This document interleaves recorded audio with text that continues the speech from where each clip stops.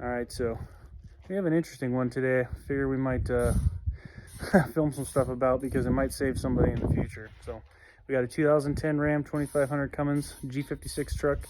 Guy came in saying he's not getting, like it's really hard pedal push and it's impossible to get into first or reverse. I'm like, okay, we'll bring it on by. So he comes by, I drive it, pedals heavier than a ceramic. I'm like, oh, you got hydraulic problems for sure. And we'll go into gear. So I'm like, all right, well, let's just swap you out. Swapped out hydraulics. Problem got worse.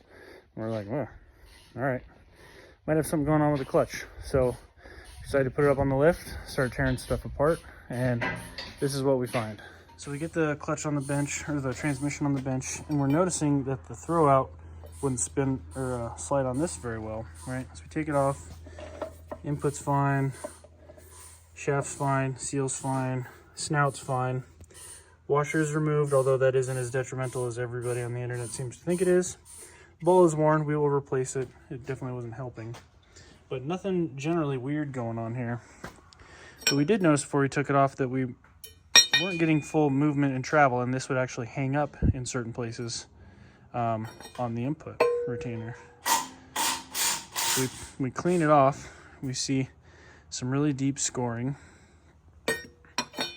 which on the same spot, corresponding wear on this throwout. Now keep in mind this clutch has 40,000 miles on it, and he said it was really easy and good for 20,000 and then really hard for 20,000. So this is the part that was corresponding with the deep grooves on that. And then as soon as we spun it, we couldn't get it to move anymore. And then we cleaned it off when it can finally have some movement. So the interesting part, when we got underneath, we found the hydraulics we installed didn't break. I installed these. I personally installed these into the truck and then drove it. Problem got worse, but we aren't getting articulation here.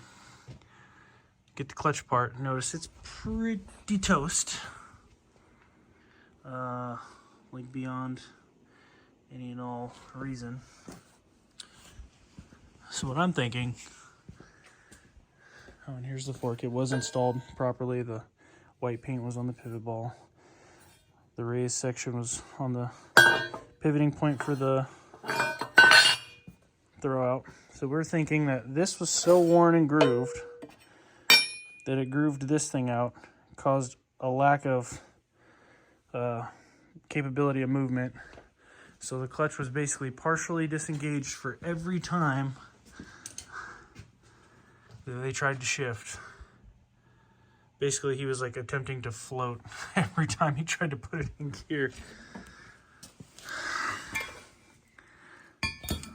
She done for.